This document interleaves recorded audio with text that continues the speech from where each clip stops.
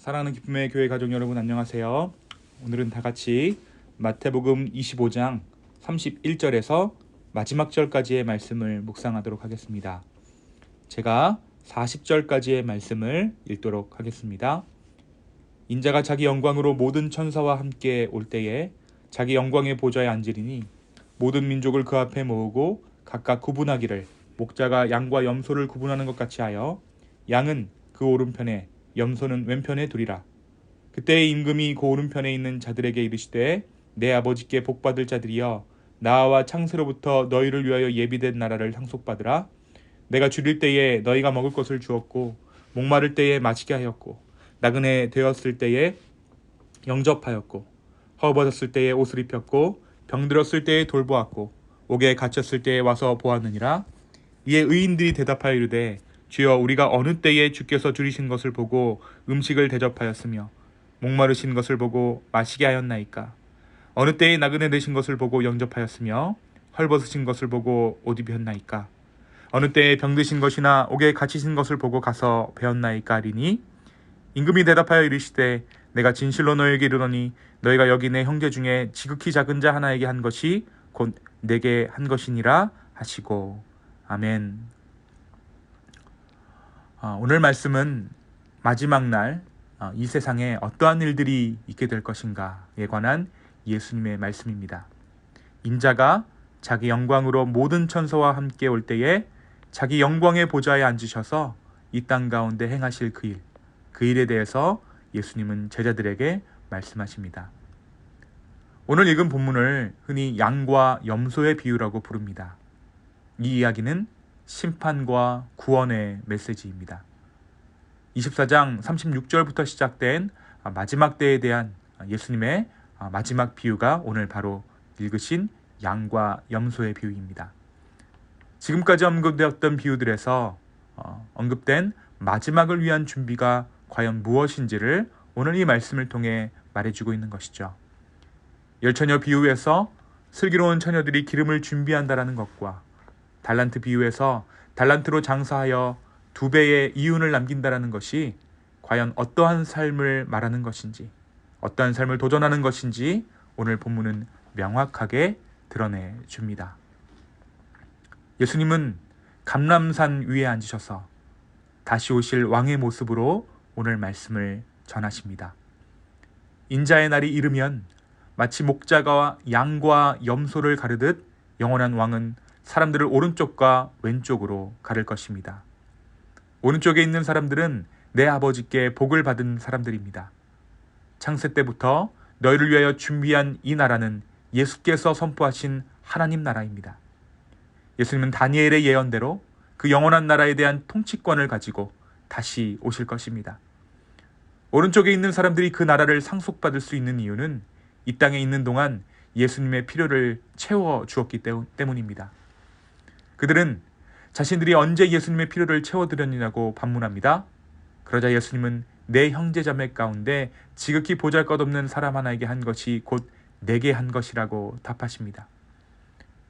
반대로 왼쪽에 있는 사람들은 이 땅에서 다른 사람의 필요를 채우기 위해 희생해 본 적이 없는 사람들입니다. 그들에 대해서 예수님은 저주받은 자들이라고 하시며 악마와 그 졸개들에 가두려고 준비한 영원한 불 속으로 들어가라 라고 말씀하십니다. 그들이 인자의 심판에 대해 부당하다고 항의하자 여기 이 사람들 가운데서 지극히 보잘것없는 사람 하나에게 하지 않은 것이 곧 내게 하지 않은 것이다 라고 예수님은 말씀하십니다. 이것이 양과 염소의 비유를 통해 예수님께서 말씀하신 마지막 때 왕으로 오신 이 땅에 예수님께서 행하실 일들입니다. 사랑하는 여러분, 오늘 말씀을 행위로 구원받는 것을 예수님께서 말씀하시는가라고 오해할 수도 있습니다. 그러나 우리가 잘 알고 있는 대로 또 우리가 고백하는 대로 우리는 절대 행위로 우리의 선함으로 구원을 얻을 수 없습니다. 그것은 우리 주님의 은혜로만 가능한 일입니다. 다만 오늘 말씀이 이야기하는 대로 마지막 날 예수님께서 오셔서 우리의 행위를 두고 너가 과연 슬기로운 처녀들처럼 살았느냐? 너희가 과연 5달란트 받은 신실한 종을 살았느냐? 또 결정적으로 너희가 나의 필요를 채우며 합당한 삶을 살았는가? 라고 묻는 날이 반드시 온다라는 것을 오늘 말씀을 통해 우리는 볼 수 있습니다.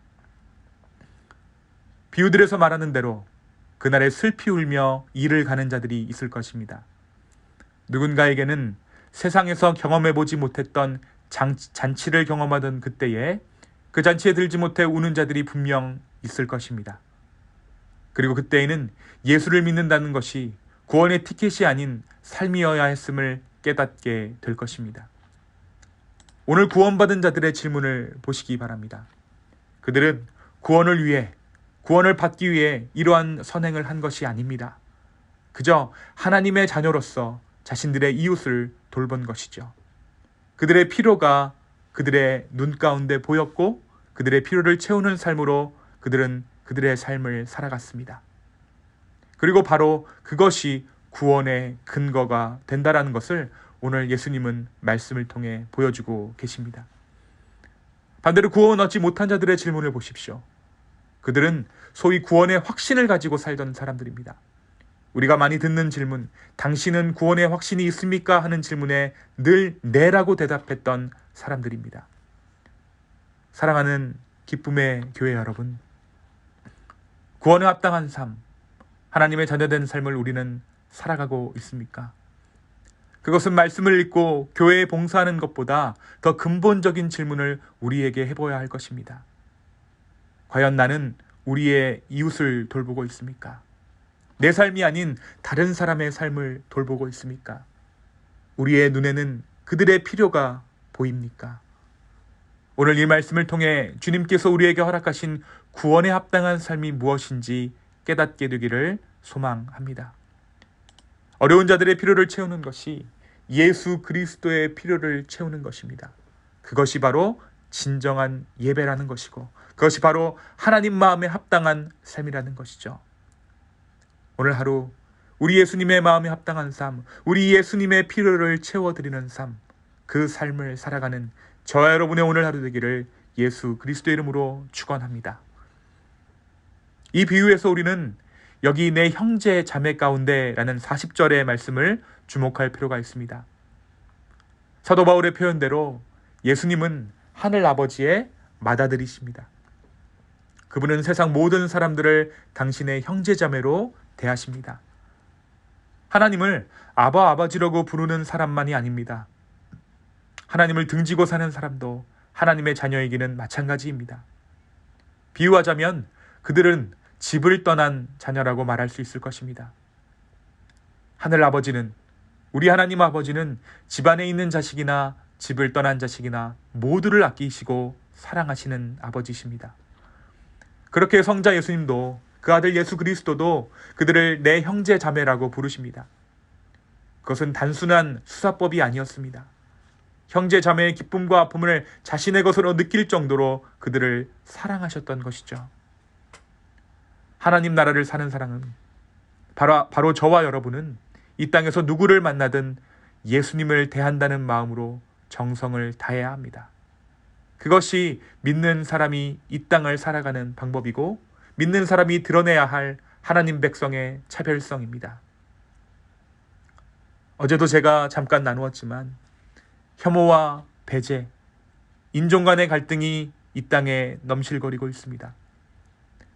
혐오하고 싫어하고 미워하는 것이 이제 당연한 것처럼 보이는 세상 가운데 우리가 살고 있습니다. 그리고 그 이유도 너무나도 분명해 보입니다.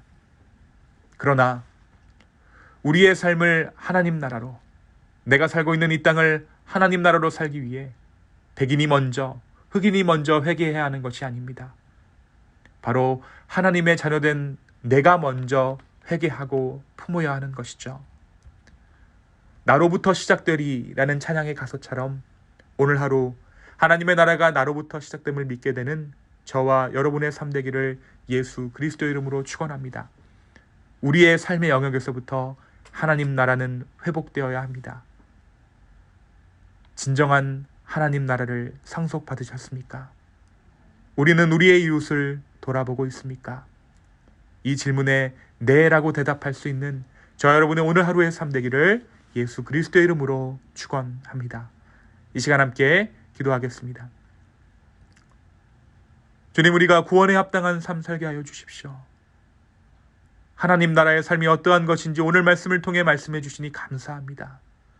우리가 구원 얻은 자로서 우리의 삶이 하나님 나라의 삶 되고자 할 때에 우리의 이웃을 돌아보게 하시고 그 일들을 통하여서 우리의 주변이, 우리의 교회가, 우리의 공동체가, 내가 속한 이 사회가 하나님 나라 되는 것을 보게 하여 주시옵소서. 주님, 우리는 연약하여서 우리 눈에 보이는 대로 판단하고 정죄하지만 주님, 우리가 그때마다 주님께 용기를 구하고 그 지혜를 구하오니 성령 하나님 우리의 마음을 붙잡아 주시고 우리의 생각을 붙잡아 주시옵소서. 감사합니다. 주여, 우리와 동행하여 주시옵소서. 모든 말씀 살아계신 예수님의 이름으로 기도하였습니다. 아멘. 오늘 하루도 주 안에서 승리하시는 우리 모두 되기를 소망합니다. 감사합니다.